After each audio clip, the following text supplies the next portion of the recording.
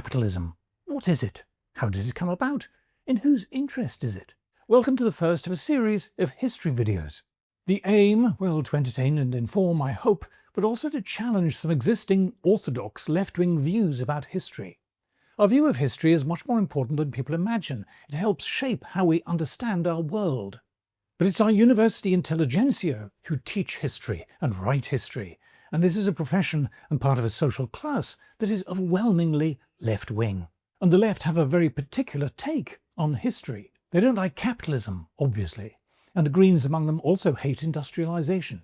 They prefer to brush over or excuse the horrors of socialism and like to pretend the Nazis weren't socialist. They are obsessed with slavery and colonization and gender inequality, which are all linked with capitalism, and for which white men are to blame. American freedom counts for nothing because of slavery. American individualism is snared at. It just means gun-toting, Bible-bashing bigots and sexist businessmen. They think the disastrous socialist New Deal was great, and the increase in prosperity of ordinary Americans is maligned as rampant, vulgar consumerism that now apparently causes bad weather. This view of history is total garbage, but gets repeated again and again. It needs to be overturned, and the journey, I promise you, will be fascinating. Let's kick off with this, the first installment in my history of capitalism. The origins of capitalism, what capitalism is, how and why it happened, and how it changed everything, this is obviously a big one. According to the orthodox woke view of history, the capitalist system was a cruel imposition by the ruling classes on the unwilling and beleaguered masses. What we'll find over the course of the following films is that capitalism is not a system at all. It's more like an anti-system, and it was in fact a revolution from below, a genuinely working class revolution. But back to the orthodox view. The advent of market capitalism, we're told, didn't just damage the environment, it also brought ruin to previously balanced, ordered societies. It wrecked traditional social relationships between people, breaking up contented communities, turning the unfortunate lower orders into lonely, uprooted, atomized, selfish individuals. Though capitalism may have given the lower orders more stuff, this has been at the cost of their souls. Capitalism, in short, represents a fall from grace. In the lavatory of an old left-wing Green friend of mine hangs a picture, a photo of laughing Ronald Reagan set beside the face of a very serious Native American Indian chief. There are no words, but the implication is clear. Reagan, the inane, shallow, capitalistic joker, but in the wrinkled, emotionless face of the Indian chief is the deep understanding that comes from living in harmony with nature, the profound wisdom of knowing one's place in an age-old tribal society. This rose-tinted attachment to pre-capitalist society is rampant among better-off university-educated metropolitans. Notwithstanding their addiction to smartphones and laptops, they can't get enough traditional handmade craft goods and organic produce, those expensive coffee beans from colourful poor countries by sustainable lesbian peasant collectives. That's what they really get off on. Society as it used to be, before capitalism spoiled everything. This nostalgic woke view has its origins in 19th century Romanticism. The romantic anti-capitalists, as George Lukács called them, were dismayed by the social transformation ushered in by industrial capitalism, by the railways and the factories, the dark satanic mills, the parvenu industrialist pioneers, and the increasingly mobile industrial proletariat. The Romantics hankered after the sights and sounds of contented, simple rural folk, the sane and happy wisdom of rosy-cheeked sons of the soil. They harked back, in their dreadful paintings and poems and architecture, to an idealized medieval feudal society that was long dead in England and fast dying in the rest of Europe. Romantics, like the socialist John Ruskin, wanted to return to medieval village life, where every man, woman and child knows their place. It was a world, says Ruskin, marked by the uncomplaining duty of the peasant, where the soul finds its quiet strength and the bonds of neighbourship endure. Isn't that nice? It's like the Shire, full of friendly, uncomplaining 120-year-old hobbits. This desire to return to some lost idyll of pre-capitalism is echoed and repeated throughout modern environmentalist writing. Edward Goldsmith, in a very famous green book, The Way, tells us, "Traditional man knew that the world was one, that it is alive and hierarchically organized. Never mind free markets and individualism," he says, "the maintenance of social cohesion and stability arose from the fact that economic life was not free, but under social control. Lack of freedom was the price peasant serfs paid for security. Medieval serfs were bound to their land, he admitted, but their relationship to the lord was one of mutual obligation, and in exchange they normally had security of tenure. So the serfs, though they were forbidden from leaving the land, had the comforting security of knowing they weren't going anywhere. That the lords were in charge was, for Goldsmith, only natural. Someone's got to run the show. He says the hierarchy is of immense importance in avoiding strife. If there is no hierarchy, there will be constant bickering and fighting. No one wants bickering and fighting. But, says Goldsmith, sadly, into this peaceful, organic, naturally ordered Garden of Eden slithered the serpent of capitalism. He tells us exactly what happened, and it must be said he's pretty on the money here, so pay attention. In the 12th and 13th centuries, an economic revolution occurred. The market expanded rapidly until it came to dominate the economic life of many European societies. Once markets became more than incidental to economic life, the societies in which they operated, together with the ecosystems in which the society existed, were condemned to rapid disintegration. Oh dear. For that founding father of the Green Movement, E.F. Schumacher, this transformation represented a decline from the human to the subhuman, a surrender to the forces of evil. Commercial exchange was a process of mutual poisoning. He said the market takes the sacredness out of life, because there can be nothing sacred in something that has a price. At this point, you might think, it's time to turn the tables on the romantic Greens and lefties to show what a bunch of silly asses they are, and how mistaken is their diseased worldview. But there are some important truths in what they say. Pre-capitalist society was, as Goldsmith says, hierarchically organized. Everyone did, in the words of Ruskin, know their place. And this ordered hierarchical society was, as they say, torn apart by free market capitalism. Let's see how it happened. And this is where our story really begins. Capitalism emerged not from hunter-gathering tribal societies, but from agrarian feudal societies. And when we look at all the various pre-capitalist civilizations of this kind, what is remarkable is how alike they are in their basic outlines. With a few exceptions, famously the short-lived democratic city-states of classical Greece and early republican Rome, we see again and again the rule of some king or pharaoh or emperor, backed by a heavily armed parasitic warrior elite, the nobility, supported by a clerical hierarchy of priestly scribes who administer the state and grant the existing order divine legitimacy. The economic organization of these societies invariably involves the monopolistic stranglehold over manufacture and trade by exclusive guilds, who pay the rulers heavily for their privileges. And at the bottom of the heap, we see the subjection and exploitation of the vast majority of people, the masses, the unarmed, unfree peasant population.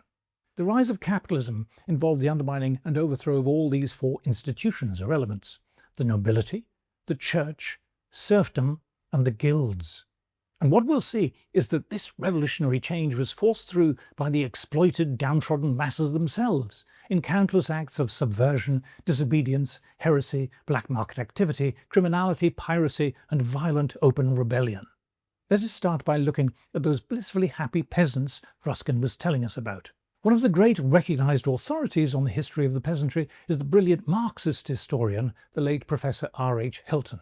He observes, "The relationship between peasants and lords, though they vary in details from place to place and from one period to another, show a remarkable continuity from the Bronze Age until, in some parts of Europe, the 18th and 19th centuries." He says, viewed from the perspective of the peasants, there was far less difference than we sometimes imagine between the various pre-capitalist civilizations, like the Chinese, the Egyptian, and early medieval. Whatever the political changes up above, the one droning constant was the great mass of oppressed toilers down below. Oppressed? What was the nature of this oppression? He says even if we ignore the limitations of freedom resulting from the poverty of most men and women in medieval as well as ancient societies, practical limits on freedom were openly institutionalized as hereditary juridical servitude.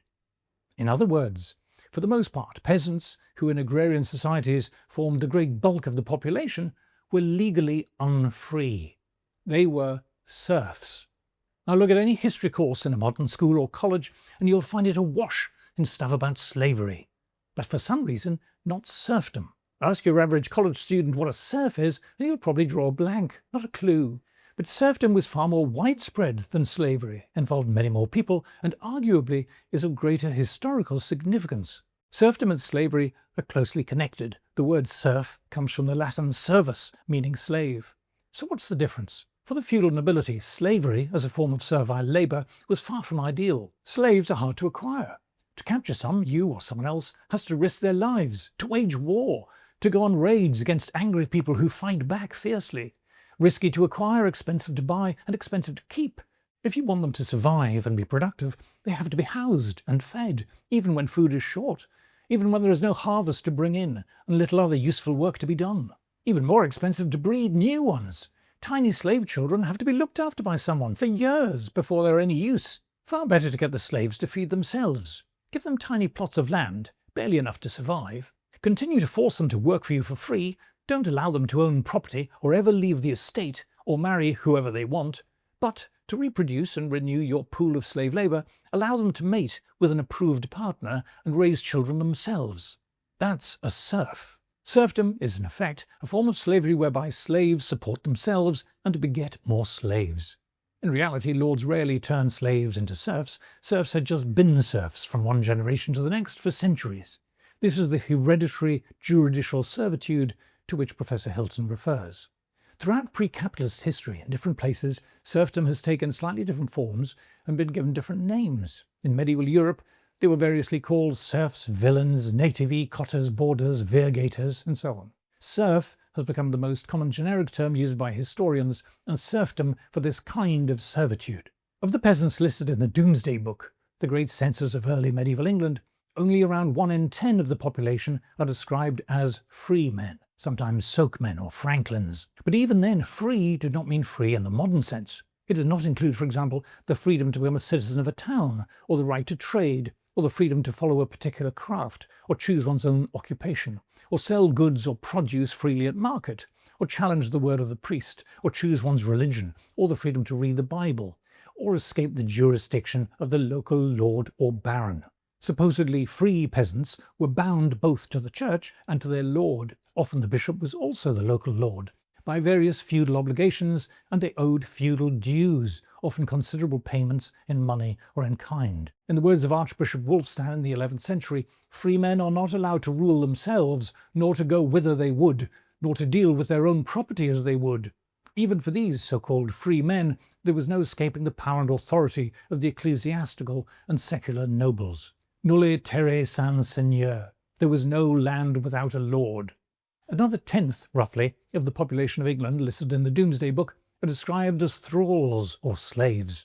But the overwhelming majority of the people listed in the Domesday Book were serfs. Although the details of the obligations serfs owed to the lord varied from place to place and over time, the broad outlines were everywhere in pre-capitalist Europe remarkably similar.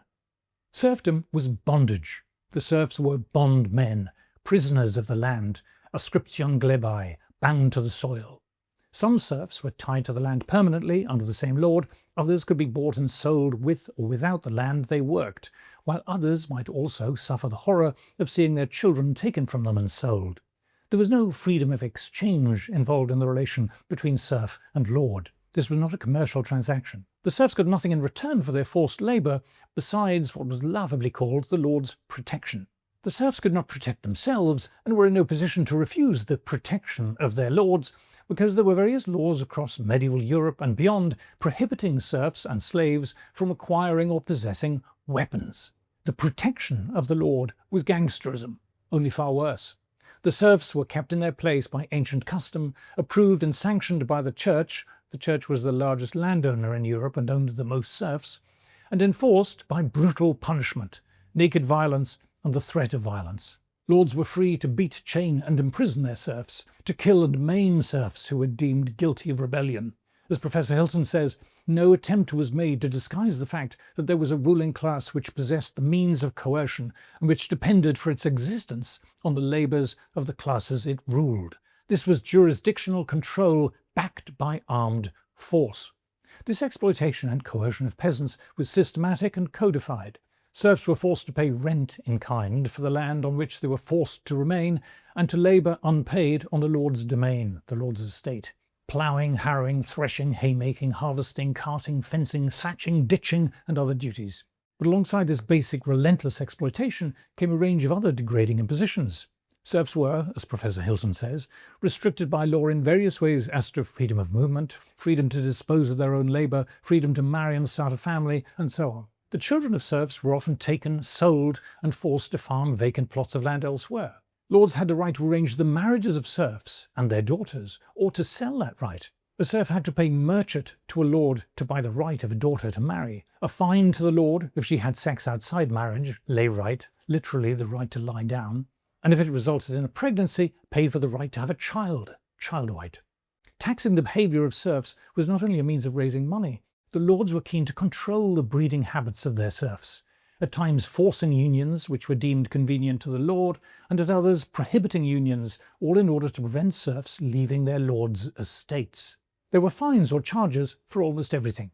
To grind corn in the lord's mill, to fish in a stream, to rear animals, to collect wood or thorns for fuel, or to repair a hovel. The serfs could not own land, their basic possessions barely counted as private property, as the lords enjoyed so many calls on them. Each serf was forced to farm a strip of land on the manor, as well as work on the lord's domain, the main estate, and then was forced to share a patch of waste or common land with his fellow serfs to graze any animals they might be allowed to keep. The serfs had no ownership of the common waste, either individually or collectively, and they could not withdraw or escape from it. Misty-eyed modern anti-capitalists see the waste or commons as if it were some delightful voluntary arrangement representing an ideal of living in harmony with one's fellows. But this was a form of subjugation which in French feudalism was called servitude collective. As the medieval historians Edward Miller and John Hatcher tell us, common rights in waste and pasture forced community upon them. Individuals were subjected to common rules and routines. Communalism in no sense implied equality. The communities are far more often the bearers of duties than of rights. Men, in Maitland's words, were drilled and regimented into communities. Serfs remained serfs from one generation to the next. As a legal tract describes in 1250, a serf can only engender serfs. Nobles, too, remained noble from generation to generation, named after the areas over which they exercised lordship. The Duke of Orleans, the Earl of Northumberland. In Shakespeare plays, the English king will call for his barons Essex, Warwick, Norfolk. These are place names, the lands over which noble families exercised lordship. Venture round the older stately homes in England and take a look at the portraits hanging on the walls. Observe the inbred imbeciles and half-wits looking down at you, their noble lineage stretching back through the centuries. A few of them look good for hunting and making war, perhaps, but that's about it. They were there because of who they were, not what they did, or how well they did it. These nobles were hereditary lords of the land, and the peasant serfs were hereditary slaves to the land. Remember what the foul Ruskin said, where every man, woman and child knows their place. The uncomplaining duty of the peasant, where the bonds of neighbourship endure. These bonds did indeed endure, because serfs were forbidden from ever leaving, and every serf did know their place, at the bottom. The lords viewed the lower orders as a different species, as animals. The commoners were, in the words of Macaulay, degraded to the level of the swine and oxen they tended. Or worse, a noble might be far more concerned with the well-being of his horse and dogs than the smelly multitude of mud-encrusted serfs working his estates. Were the serfs happy with their lot? The treatment of the serfs by lords was marked by the most horrifying brutality. One account describes the serfs of Caen in France, who dared to send a few of their fellows in supplication to the local count to appeal against the imposition of intolerable exactions. The count's response was to chop off their hands and feet. Sadly, almost all of pre-capitalist history is a tragic object lesson in how easy it is for a relatively small class of armed warrior thugs to terrorize and to keep the rest of the population in servitude when the masses are unarmed or inadequately armed, unable to publicly voice their grievances or communicate with one another. For serfs tied to the land, unarmed and illiterate, there were huge barriers to organizing widespread rebellion. As one historian says, subordinate classes throughout history have rarely been afforded the luxury of open organized activity. Such activity was dangerous, if not suicidal. Only at their peril did the unarmed peasants rise up against the lords. And yet there were countless hundreds of peasant uprisings and rebellions across Europe in the Middle Ages, some of them very large-scale, famous rebellions, like the Jacquerie and Touchin uprisings in France, the Flemish Peasant Revolt, the Great Peasant Revolt in England, the German Peasant War, and so on. Marc Bloch describes the fundamental hostility which separated the classes, and the long and tragic chain of peasant uprisings from the 9th century to the summer of 1789. He's referring, of course, to the French Revolution and the end of serfdom in France. As the Marxist Professor Hilton says of these hundreds of medieval peasant uprisings, the important feature in them was that they frequently involved the claim by the discontented that they were not and should not be serfs, but free men. What is an incontrovertible fact is the constant demand for freedom of status. The German Peasant War began when serfs in the Black Forest declared that they would no longer pay feudal dues or perform feudal services. The English Peasants' Revolt in 1381, the Jacquerie Revolts in France, the War of the Reminiscences in Spain, the Hussite rebellions in Bohemia were all large-scale rebellions in which the serfs demanded their freedom. We'll see later how incredibly violent and angry these uprisings were. But these revolts ended in disaster for the peasants. They were up against the armigeri, those entitled to bear arms. It was, of course, to keep the peasants in their place that strict laws existed across medieval Europe forbidding peasants from acquiring or owning weapons. They might arm themselves with scythes and other farm implements, or wooden clubs. They might try to acquire some arms by storming castles and stealing them, but they could never acquire enough, nor had the training to use them. After the German Peasants' Revolt was crushed, hundreds of thousands of peasants were put to death, and many more were mutilated, their eyes gouged out, their fingers chopped off. The nobles hired gangs of thugs who were incentivized and paid according to the number of executions, the number of eyes put out and fingers chopped off. Such was the breathtaking brutality with which peasant rebellions were suppressed that most peasants were forced to channel their anger into smaller, subterranean expressions of discontent. What Mark Bloch calls the habitual form of peasant struggle, the silent guerrilla warfare of looting on the lord's lands, poaching in the forests, burning crops, refusing to pay dues. Another historian describes the prosaic but constant struggle between the peasantry and those who would seek to extract labour, food, taxes, rent and interest from them. Foot-dragging, dissimulation, desertion, false compliance, pilfering, feigned ignorance, slander, arson, sabotage and so on.